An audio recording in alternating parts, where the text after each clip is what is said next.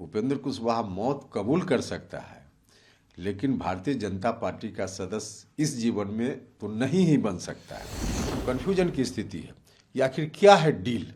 RJD के लोग कह रहे हैं कि डील हुआ है, और जब डील हुई है तो उसके हिसाब से राष्ट्रीय जनता दल के नेता को ओथ दिलाइए। पार्टी को बचाने की कोई मुहिम चला रहा हो, इस बात के लिए कोई पार्टी कार्रवाई करती है क्या?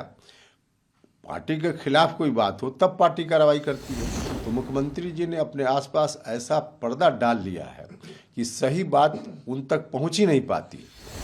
हम जो कुछ भी उठा रहे हैं, बात बोल रहे हैं, उसका सीधा जवाब तो किसी के पास है ही नहीं, क्योंकि हम सच बोल रहे हैं और सच का सामना सब लोग नहीं कर सकता है।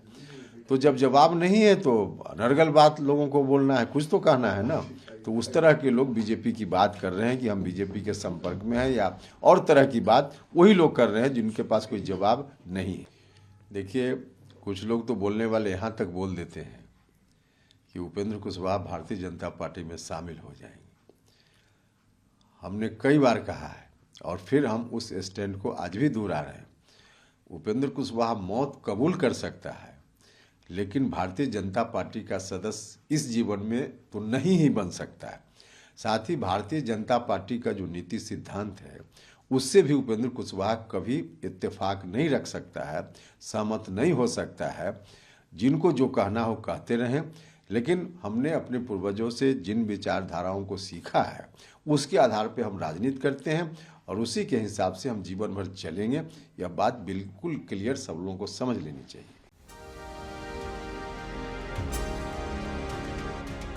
आम जनता में पार्टी के जो लोग हैं, नेता कार्यकर्ता हैं, उनके बीच में एक कन्फ्यूजन की स्थिति है। ये आखिर क्या है डील? आरजेडी के लोग कह रहे हैं कि डील हुआ है, और जब डील हुई है तो उसके हिसाब से राष्ट्रीय जनता दल के नेता को ओथ दिलाइए। मुख्यमंत्री जी आप जाइए, निकलिए, हटिए। तो यह जो चर्चा या दावा आरजेडी की ओर से हो रहा है और जेडीयू की ओर से कोई आधिकारिक बयान इस पर आ नहीं रहा है।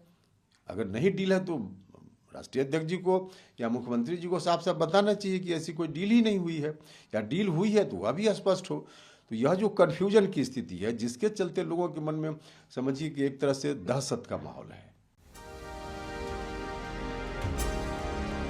तो मुख्यमंत्री जी ने अपने आसपास ऐसा पर्दा डाल लिया है कि सही बात उन तक पहुंच ही नहीं पाती, और एक तरह से कहिए कि खुद भी नहीं चाहते हैं कि सही बात पहुंचे उनके यहाँ तक।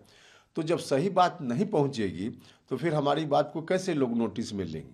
तो मुझको लगता है कि मुख्यमंत्री जी की ओर से बहुत सकारात्मक नहीं होना, उसका एक बड़ा कारण यही है कि जिस तरह से मुख्यमंत्री जी घिर गए हैं आसपास में लोगों से, तो वहाँ तक उन तक सही बात नहीं पहुँच पा रही है।